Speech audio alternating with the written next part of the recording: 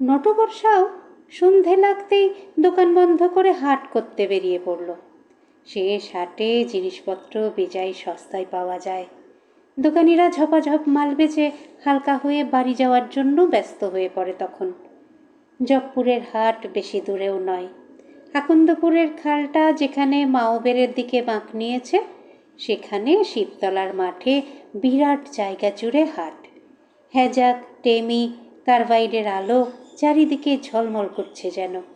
কেউ কেউ দোকান গুটিয়ে ফেলেছে, কেউ কেউ গোটাচ্ছে, আবার কোথাও রমরম করে বিকে কিনি চলছে। ব্যাপারীরা বেশিরভাগই নটবরের মুখ চেনা। এই যেমন রায়দিঘির বিখ্যাত বেগুন নিয়ে আসে মুকুন্দপাল, সোনারগাঁয়ের ফুলকপি নিয়ে বসে শিবু গায়েন, চণ্ডীগড়ের বড় বড় লালমূলো বেচতে আসে হারান দাস। নটবরের অবশ্য আজ অন্য দরকারেও আসা। হাটের পশ্চিম ধারে এক বুড়ো মতো মানুষকে মাঝে মাঝে টেমি জ্বালিয়ে বসে থাকতে দেখা যায়। তার লম্বা সাদা দাড়ি, বিশাল গোঁফ, মাথায় ঝাঁকড়া চুল। বয়স হেসে খেলে অন্তত 85 হবে। মুখখানার চামড়ায় অনেক ভাঁজ, মাথায় একটা সাদা টুপিও থাকে। মাঝে মাঝে গায়ে থাকে লাল রঙের কাপড় জুড়ে তৈরি একটা জোব্বা মতো। এই সাংঘাতিক শীতে খোলা মাঠের দিকে বসে বুড়ো কিছু পুঁথি পুস্তক বিক্রি করতে বসে থাকে। গাঁয়ের লোক বইটই বেশি পড়ে না, তাই বুড়োর বিক্রি বাট্টাও নেই। তবুও বুড়ো বসে থাকে। হাটে এসে কৌতূহলের বসে নটবর তার দোকানের সামনে দাঁড়িয়ে বই দেখছিল। বিচিত্র সব নাম, মহাকাশের হাতছানি, পৃথিবীতে আজব মানুষের আগমন, সহজ উড়ন শিক্ষা, জাদুবলে রোগ আরোগ্য, দ্রব্যগুণের সাহায্যে গগনে বিহার। সবই বুজরুকি, তাতে সন্দেহ নেই, কিন্তু কৌতূহল একটা সাংঘাতিক ব্যাপার। ঝোঁক চাপলে মাথাটা যেন ভূতগ্রস্ত হয়ে যায়। নটবর কেনাকাটা সেরে বুড়োর দোকানের সামনে এসে দাঁড়ালো। টেমির আলোয় ম্লান পুরনো বইগুলো হলদেটে দেখাচ্ছে। বুড়ো শীতে জুবুথুবু হয়ে বসে বসেই ঘুমিয়ে পড়েছে। বইটই আগের দিন সবই পছন্দ করে রেখেছিল নটবর। সহজ ভূত নামাইবার কৌশল। ও দাদু! বুড়ো চোখ চেয়ে নটবরকে দেখে বেজার মুখে বলল, কে যায়? এই বইখানার দাম কত? 1 টাকা। বইতে যা লেখা তাতে কাজ হয়? কে জানে বাপু, আমি তো পরখ করিনি। কাজ না হলে বই ফেরত দেব কিন্তু। না বাবু, ওসব বই ফেরত টেরত হবে না, নিলে নাও, না নিলে পথ দেখো। আহা, এসব তো বুজরুকিও হতে পারে। তা হতে পারে। নটবর একখানা 1 টাকা ঠকাং করে ফেলে বইখানা তুলে নিল। গেল 1খানা টাকা। তার কি আর করা যাবে। বইখানা পকেটে পুরে নটবর বাড়ি রওনা হলো। না, ভূতে নটবরের বিশ্বাস নেই, সে ভূতটুত মানেও না।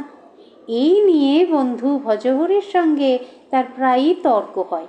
ভজহরি আবার ঘোরতর ভূতে বিশ্বাসী। প্রায়ই বলে, এখন মানছ না, কিন্তু একদিন ঠেলায় পড়ে মানবে। ভূত না মানলেও কৌতূহলকে তো আর ঠেকানো যায় না। আজ বড়ই শীত পড়েছে। তার গ্রাম শামুকখোলা একটু দূরেই। ভারী থলি দুখানা দুহাতে ঝুলিয়ে যথাসাধ্য জোরেই হাঁটছে নটবর। কুয়াশায় পথঘাট আবছা, তবে একটু খয়াটে জ্যোৎস্না থাকায় তেমন অসুবিধে হচ্ছে না। রথতলা ছাড়িয়ে আমবাগানের পাশের রাস্তায় সবে পা দিয়েছে। এমন সময় একটা লোক পেছন থেকে তার পাশাপাশি এসে পড়ল। লোকটা বলে উঠল, শামুকখোলা যাচ্ছেন নাকি মশাই? হ্যাঁ। ভালো কথা। তা হাটে আজ কেমন কেনাকাটা হলো? এই টুকিটাকি। মূলো, বেগুন সব পেলেন? তা পেলুম। বেশ বেশ। তা আপনি কোন দিকে? এই একটু বিষয় কার্যে এসে পড়েছিলুম এই দিকে। তা আর কি কিনলেন? এই ঘর গেরস্তের টুকিটাকি জিনিস। লোকটা হেসে বলল, আছে কিন্তু। কি আছে? ওই যা বলছিলাম আর কি। আচ্ছা মশাই, আসি। এই ডান হাতে আমার রাস্তা। নটবর ভালো মন্দ কিছুই বুঝতে পারল না। উটকো লোকটা যে কোথা থেকে উদয় হলো, কোথায় অস্ত গেল কে জানে। সামনেই বাঁ ধারে কপালি দিঘি। চারধারে গাছগাছালি। দিঘির কোল ঘেঁষে রাস্তাটা পেরোনোর সময় হঠাৎ নটবরের মনে হলো সামনের ঘাটে কে যেন চান করছে। এই শীতের রাতে ঠান্ডা জলে চান করে কে? ঘাটের কাছে পৌঁছে দেখল চান করে মোটাসোটা একটা লোক উঠে এলো। গামছা নিংড়াতে নিংড়াতে বলল, হাটে গিয়েছিলেন বুঝি? আগে হ্যাঁ, তা আপনি এই শীতের রাতে চান করছিলেন যে? চান না করলে শরীরটা বড় ম্যাজ ম্যাজ করে। সারাদিনে আমি 12-25 চান করি কি না। বলেন কি, ঠান্ডা লেগে নিউমোনিয়া হবে যে? লোকটা একটু হেসে বললে, আরে না, নিউমোনিয়া কি আর সকলের হয়? তা হাটে কি কি পেলেন? এই একটু শীতের শাক পাতা। শুধু শাক পাতা? আর এই টুকিটাকি? শুধু টুকিটাকি? এই সামান্য জিনিসপত্র। লোকটা গা মুছতে মুছতে বলল, তা বলে ভাববেন না যে নেই। কি ভাবো না? এখনো আছে, অনেক আছে। যাই আর একবার ডুব দিয়ে আসি। লোকটা ফের জলে নেমে গেল। আচ্ছা পাগল তো। গায়ের কাছ বরাবর চলে এসেছে নটবর।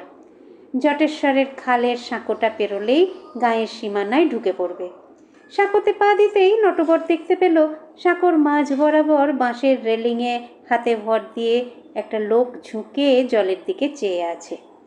নটবর সাঁকোতে উঠতেই মোচাত করে শব্দ হওয়ায় লোকটা ফিরে তাকালো। চেনা মানুষ নয়। নটবর বাবু নাকি? হ্যাঁ। হাট করে ফিরলেন? হ্যাঁ। কিন্তু আপনি এখানে দাঁড়িয়ে কি করছেন? মাছ ধরছি। মাছ ধরছেন? মাছ ধরছেন বলে নটবর হাঁ হয়ে গেল।